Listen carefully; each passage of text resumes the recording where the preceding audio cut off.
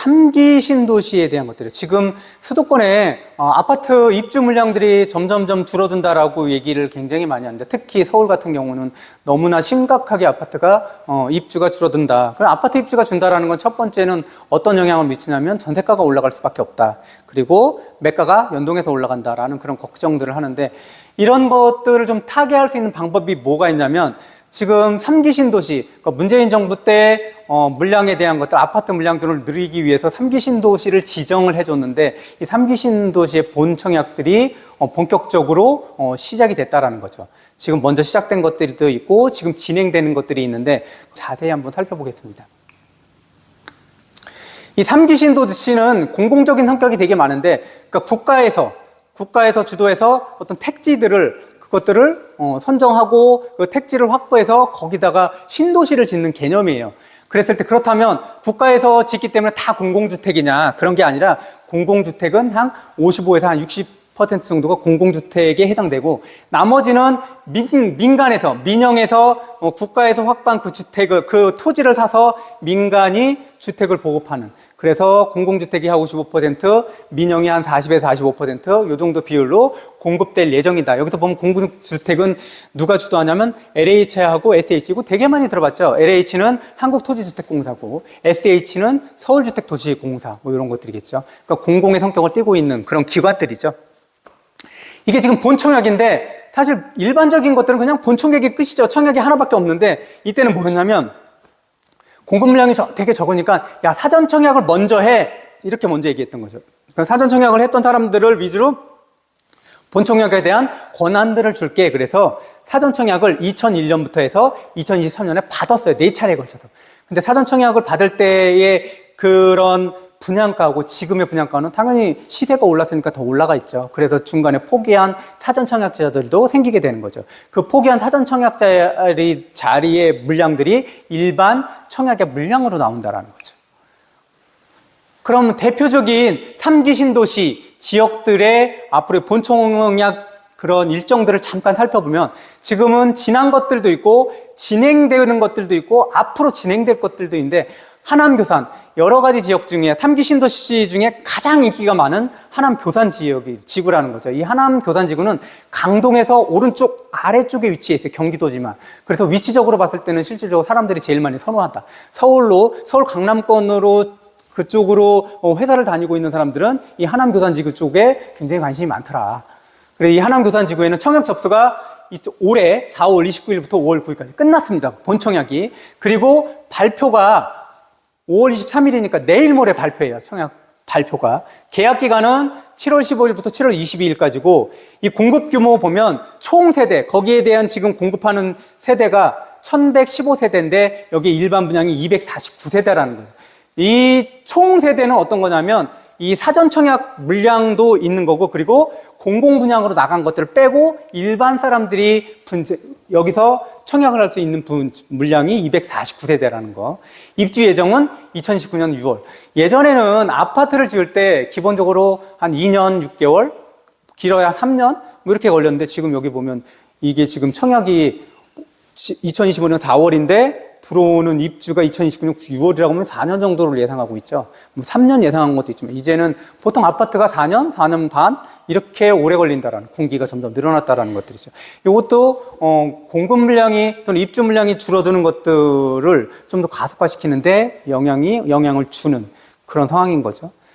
그리고 특이사항이 분양가 상한제라는 건 뭐냐면, 이건 공공이 그 택지를 마련해서 공공이 거기다 아파트를 짓는 공공적인 성격이 있는 그런 분양이기 때문에, 야, 이 아파트는 적어도 30평대야 적어도 5억, 6억 넘으면 안 돼 라는 분양가 상한제를 법적으로 걸어본 거죠. 그래서 이것들을 민간이 분양한다고 해도 민간은 7억, 8억 정도도 팔릴 것 같은데 라고 해서 민간 마음대로, 민간 분양업자 마음대로 7억, 8억 올릴 수 없다는 거죠. 이게 분양가 상한제에 걸려 있는 거죠.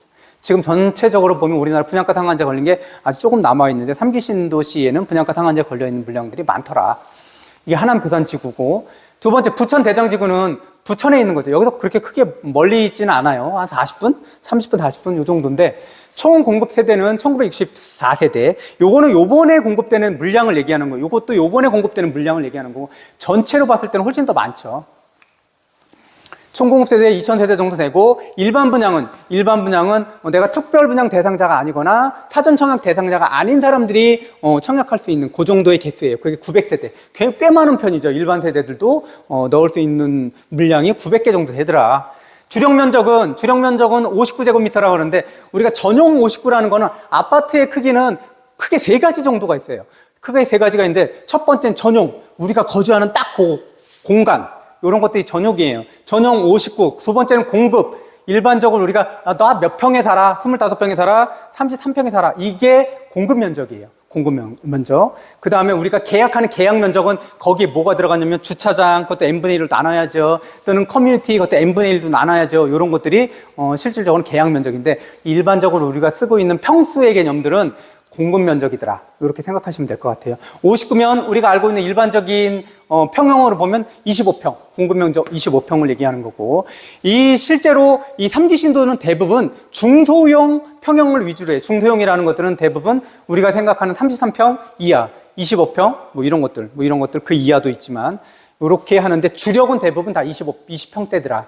여기서도 부천 대장지구는 33평 정도, 여기 84죠, 이게. 공급 면적 33평 정도, 요 정도도 포함이 돼 있더라. 사람들이 제일 선호하는 게 25평, 33평 요 정도죠. 그리고 대부분 사전 청약 당첨자가 우선권을 적용하고 있고, 실제로 2000세대 중에 절반 이상, 대부분 절반 이상들은 사전 청약이라든지 특별 공급으로 나가 있다라는 얘기죠. 청약 일정은 5월, 6월 순차적으로 진행하고 있는데, 실제로 지금 청약들이 진행되고 있고 지난 것들도 있습니다. 그리고 금액들을 보면 25평 기준으로 했을 때 4억 원대 중반 또는 후반이라는 거죠. 그러니까 그렇게 비싼 금액은 아니더라는 거. 남양주 왕숙, 이 부분이 제일 많이 공급되는 부분들인데, 지금 봤을 때 약 3000세대가 공급 예정이고, 일반 분양 세대는 한 1200세대 정도가 한 추정치로 우리가 계산해 볼 수 있는 거고, 그리고 중소형 평형 위주로 돼 있고, 그리고 이 남양주 왕숙에 관계되는 그런 교통은 GTX B노선, 실제로 송도에서부터 출발해가지고 왕숙지구까지 연결되는 그런 B노선이 예정돼 있다라는 거죠. 그리고 청약 일정은 이건 아직 진행되지 않았어요. 남양주 왕숙은 7월, 11월 예정이고, 자세한 것들은 아직 나와 있지 않다라는 거예요. 분양가 수준은 비슷합니다. 25평은 한 4억대, 그리고 30평대는 한 5억대, 이 정도라고 생각하면 될 거고, 고양 창릉지구, 이것도 선호하는 지역인데, 총 공급 세대수는 한 1800세대, 그 다음에 일반 분양은 한 700세대 정도 됩니다. 그리고 주력 면적은 아까도 얘기했지만 25평, 33평, 이 정도라고 생각하면 되고, 여기에는 GTX 중 가장 선호한다라는 노선인 GTX A가 창릉역 여기에 들어온다라는 거죠. 청약 일정은 2월, 3월에 벌써 진행이 됐고, 분양가는 다 비슷비슷합니다. 그럼 본청약들이 지금 2024년 계양 있죠? 여기도 인천에 해당되는 그 계양지구는 작년에 9월, 10월 달에 지금 본청약이 시작됐고, 그때는 전체 공급 물량이 1100세대고, 그리고 300세대는 일반 분양 물량이고, 2025년 지금 올해 진행됐거나 예정인 것들이 고양 창릉 2025년 2월에 진행이 됐고요. 그 다음에 하남 교산도 2025년 4월, 5월에 진행이 됐고, 그다음에 부천 대장은 5월, 6월. 그래서 부천 대장 같은 경우는 일반 공급이 언제까지냐면 23일, 내일 모레 일반 분양에 대한 청약을 받는 거고, 오늘하고 내일, 수요일, 목요일이 특별 공급에 대한 청약을 받는 거죠. 이건 지금 진행이죠. 이건 지금 부천 대장은. 남양주 왕숙 같은 경우는 올해 7월, 8월에 진행하겠다. 이런 부분들이고. 실제 지금 공급 물량들은 여기 적어 보일지 모르지만 전체적으로 3기 신도시에 예정된 공급 물량은 18만 정도. 이렇게 예정되어 있습니다. 18만 정도.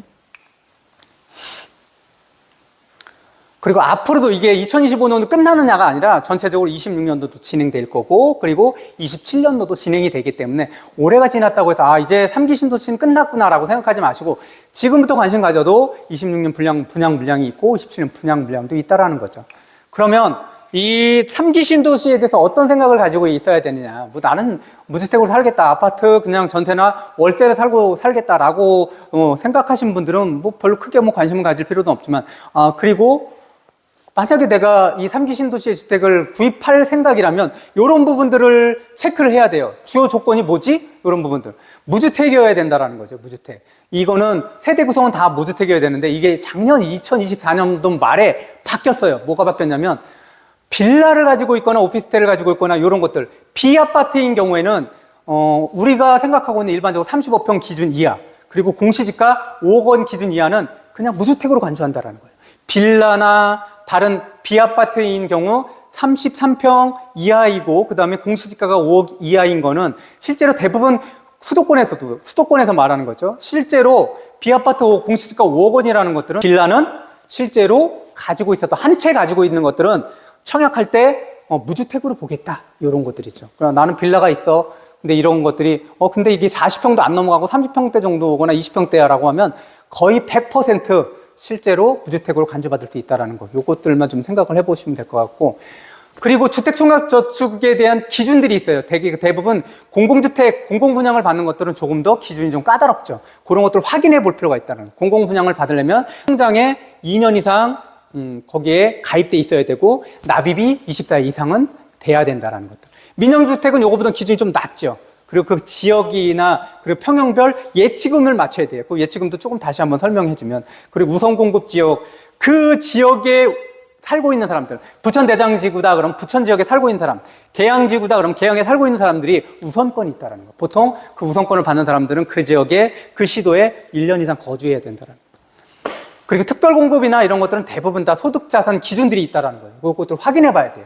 특별공급은 좀 뒤에 또 나오겠지만 대표적인 것들이 신혼부부 특공이라든지 신생아 특공이라든지 노부부 부양 특공이라든지 뭐 이런 것들, 다자녀 특공이라든지 그런 것들을 내가 맞는 것들, 내가 맞으면, 그리고 생애 최초 특공이라든지 이 특공이 붙은 것들은 그분들끼리만 경쟁하는 거니까 일반적인 사람들은 경쟁할 수 없는 거기 때문에 경쟁률이 상당히 낮다라는 거죠. 내가 해당된다면. 그래서 우선 특별공급들에 해당되는지 이 것들을 스스로 한번 확인해 봐야 돼요. 그래서 특별공급 하나랑 일반공급 하나를 내가 신청을 할 수 있어요, 동시에. 근데 특별공급이 당첨됐다 그러면 일반공급은 당첨이 되든 안 되든 간에 얘는 빠지게 되는 거죠. 전매 제한은 뭐냐면 내가 분양권을 샀어요. 또는 내가 어떤 청약을 하면은 분양권을 내가 가지게 되는 거죠. 분양해서 입주할 수 있는 입주권을 가지게 되는데 그것들을 팔 수 있는 그런 권한인데 이거는 보통 5에서 10년 동안 팔 수 없어 라고 하는 것들, 제한을 두는 게 전매 제한입니다. 왜냐하면 혜택이기 때문에, 국가에서 혜택을 주는 거라고 생각하기 때문에. 그리고 요것들은, 이 기간들은 지구마다 다르다라는 거죠. 그건 살펴볼 필요가 있죠. 실거주 의무도 있죠. 이렇게 분양가 상한제가 걸려있거나 국가가 좀 싸게 이렇게 보급해주는 그런 아파트들 같은 경우는 일반적으로 이렇게 지켜야 되는 것들, 그런 기준이 있더라. 이것들을 좀 살펴봐야 되겠더라. 다음은 청약 예치금 기준에 대해서 말씀드리겠습니다. 이 청약 예치금은 사실 그 기준을 헷갈리는 경우가 있는데 가장 기본은 현재 어디에 거주하느냐가 기준입니다. 현재 거주하는 지역이 기준이고, 예를 들어서 살펴보면 서울특별시에 내가 거주한다 라고 했을 때 3기 신도시, 경기도에 있는 3기 신도시에 청약을 한다고 하더라도 내가 거주하는 서울특별시의 기준에 맞춰서 예치금을 확인해야 됩니다. 서울특별시는 300만 원이 기준이고, 그 다음 부산광역시, 기타광역시, 대구, 대전, 광주, 울산은 200만 원, 그리고 인천, 경기, 이 수도권 지역도 200만 원이 예치금 기준입니다. 다시 한번 말씀드리지만 이 예치금 기준은 내가 현재 어디에 거주하느냐, 그 거주 지역 기준해서 예치금을 준비해야 된다는 것들 꼭 잊지 않아야 되겠습니다. 그러면 이 분양가 신도시, 3기 신도시의 장점들은 무엇인가라는 부분들을 보겠습니다. 그 이점은 어떤 것들이 이점이 있냐. 첫 번째는 분양가 상한제를 적용했으니까 시세보다 15에서 30% 저렴하게 구입할 수 있다. 두 번째는 특별공급 비율이 확대됐다라는 거예요. 그래서 일반 분양이랑 섞여 있으면 여기에 특별분양 대상자인 사람들, 신혼부부라든지 그러면 신생아 특공을 받으려고 하는 사람들, 다른 여타의 특별공급 대상자들이 일반 분양자하고 같이 경쟁하면 실제로 어려운데 이 특별공급 물량이 있다라는 것, 많다라는 것들은 그들 대상자에게는 유리하다라는 거죠.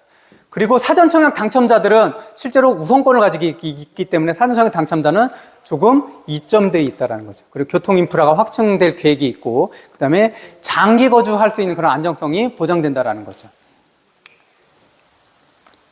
대출이 어떠냐, 이 부분도 되게 많이 사람들이 관심을 갖는 부분인데, 지금 보면은 아파트 분양받고 나서의 일반적인 대출은 뭐 3% 중반에서 후반, 4% 중반까지 이렇게 다양하게 나오는데, 이런 정책 자금에 대한 대출을 받을 수 있다는 거죠. 다 받을 수 있는 건 아니고, 이게 대부분 어떤 상품에 따라 다르지만 정책 자금과 연결될 수 있는 부분. 왜 정책 자금을 받으려 하냐면 실제로 대출 금리가 낮다라는 거죠. 이 디딤돌 대출 같은 경우는 지원 조건이 되게 까다로울수록 이자는 낮다라는 거죠. 디딤돌 대출은 이자가 연 2.1%에서 3% 정도로 낮고, 주요 대상은 생애 최초, 신혼부부, 무주택 세대주 이런 정도들이 대상이 되는데 소득 기준도 있다라는 거예요. 연소득 6천만 원 이하, 맞벌이는 7천만 원 이하 이렇게 기준이 있다라는 거죠. 보금자리론 같은 경우는 조금 더 이자는 좀 높아요. 근데 일반 대출보다는 이자가 좀 낮은 편이고, 여기도 보면은 기준들이 있다라는 거죠. 여기 보면 이것들을 확인해 봐야 된다는 거죠. 이 정책 대출에 대해서 확인해 봐서 내가 해당되는 것들이 있으면 그 대출들을 최대한 이용하는 것들이 저금리로 대출을 받을 수 있는 방법이라는 거죠. 그래서 이 본청약에 대해서 다시 한번 정리해 보면, 관심이 있는 분들은 어떻게 전략을 짜야 되냐. 첫 번째는 본인의 조건에 맞는 청약, 특별 공급이 나에게 해당되는지 이것들 다 살펴봐야 되겠죠. 그리고 어떤 평수일지 이런 것들도 한번 좀 살펴봐야 되고, 어떤 지역이 괜찮겠다라는 것들을 한번 비교해 볼 필요가 있다는 거예요. 그리고 아까 얘기했지만 중요하죠. 예치금, 그리고 가점, 요것들을 살펴보고 내가 가능한지 안 가능한지 요것들을 확인해 봐야 된다라는 거죠. 그리고 지구별 청약 일정. 지금 2025년도는 남양주 왕숙 빼고는 거의 다 진행이 되고 있거나 진행이 됐기 때문에 이제 없는 거야라고 생각하면 안 된다라는 거죠. 2026년, 2027년도 예정돼 있다라는 것들. 그거 확인해 볼 필요가 있다라는 거죠. 그리고 금융계획 및 정책대출 활용, 이런 것들은 조금 더 저금리로 내가 금리를 낮게 대출받기 위해서는 이것도 확인해 볼 필요가 있다라는 거죠. 이런 전략들을 가지고 접근해 보는 것들도 조금은 3기 신도시를 내 자산을 증식시키는데 그런 방법으로 사용할 수 있다.